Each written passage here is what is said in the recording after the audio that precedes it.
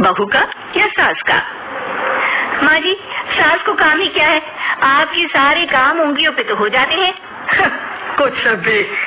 हाँ, हिसाब तो उंगलियों पे ही हो जाता है ना। अरे बेटा, ऐसा सिर्फ अभी लगता है, जो मुझे करना पड़ता है ना वो तुझे करना पड़े तो समझ आएगा कि असली काम का पहाड़ कैसा होता है। ठेले बराबर वजन भी नहीं है आपके काम में, हर बात पहाड़ों के वजन की कर रही हैं आप। तू ऐसा करती ही क्या है घर में बेटा, ये तो बता मुझे। मैं थोड़ी ना कुछ करती हूँ, सब जादू से हो रहा है इस घर में। अरे एक दिन मेरा काम करोगी तो समझ आएगा। Okay okay, shut up. कल से मैं घर के काम करूंगी और तू मेरी जगह हर चीज का हिसाब रखना, ठीक है? ठीक है, ये भी कर लेते हैं। ये सास बहू की डील के बारे में रश्मि के पति अमन को नहीं पता था और न ही अमन के पिताजी सुरेश जी को। पर गेहूं के साथ साथ जैसे घुन भी पिस जाता है, ये दोनों भी पीसने वाले थे। सुबह अमन उठकर रेडी होता है ऑफिस जाने के लिए, तो पता है उसके कपड़े नहीं निकले हुए हैं।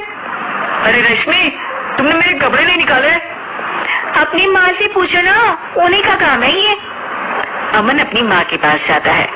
अब मेरे कपड़े आज आप देने वाले हो क्या माँ? हाँ, देना तो मुझे ही चाहिए, पर तेरी बहू ने कपड़े धोने ही नहीं डाले, तो कोई भी धुला हुआ कपड़ा नहीं है बेटा। है? ऐसा क्यों? कपड़े तो धोने आप ही देते हो ना माँ? अरे बहू ने तुझे बताया नहीं, अब हम अदल बदल गए हैं, मैं अब बहू और तेरी बीवी सास। अमन परेशान हो गया, वो बिना इस्त्री के कपड़े पहनकर ऑफिस चला गया। सरस्वती जी अपने घुटने के दर्द के कारण झुककर घर साफ नहीं कर पा रही थी और ना ही खाना बनाना याद रख पाई। उधर रश्मि पहले ही दिन घर की चाबी घुमा चुकी थी और 300 रुपए का हिसाब अलग नहीं मिल रहा था। पर दोनों का ही घमंड कैलाश पर्वत से भी बड़ा था और दोनों ही खेमे एक दूसरे की बात मानने को बिल्कुल तैयार नहीं थे। शाम को जब सुरेश जी और अमन खाना खाने बैठते हैं तो सरस्वती जी उनके सामने गाजर और पपीते लाकर रख देती हैं। अरे माँ, ये क्या है? ख्याली पुलाव के साथ सलाद। माँ जी खाना बनाना भूल गई लगता है।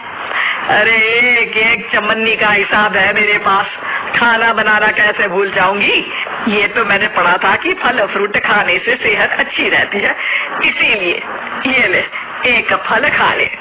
रात को सुरेश जी और अमन अपनी मीटिंग बिठाते हैं अकेले में। बाबूजी, इनकी लड़ाई के कारण ना हमें ठीक से खाना मिल रहा है, उल्टा घर के सारे काम रुक गए हैं। हाँ बेटा, 2 भैंसों की लड़ाई में बेचारे खेत के पौधों का भी नुकसान हो रहा है।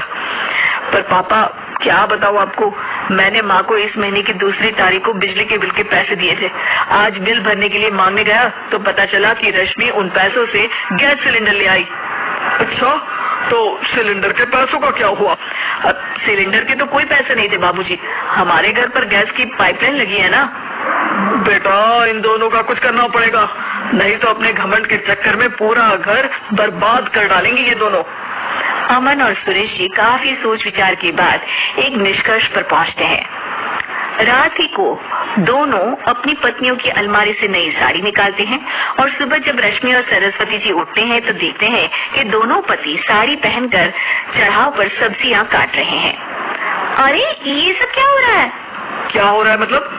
आप दोनों अदल बदल हो सकते हो तो हम क्यों नहीं? अरे क्या मतलब?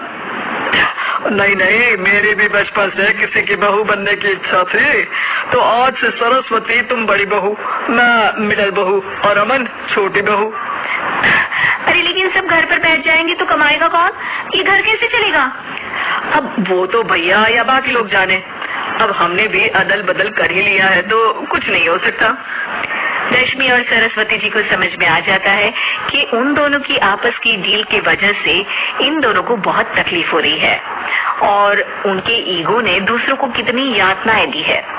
अब असल में माँ जी आप सही थी, सास बनना बहुत मुश्किल है। अरे हाँ बेटा, और तू भी, मुझसे तो नहीं हो पाया सब घर के काम, वापस बदल ले क्या? हाँ हाँ बिल्कुल माँ जी, और अब आप दोनों भी बदल लीजिए, कोई आ गया तो आप दोनों को देखकर क्या सोचेगा? अच्छा है, आप दोनों के समझ में ये बात तो आई, मैं फटाक से कपड़े बदल लेता हूँ। अरे रुक जा बेटा, एक फोटो ले लेती हूँ तेरी, मेरी बेटी होती तो तेरे जैसी ही दिखती साड़ी में। और मेरा फोटो नहीं लोगे?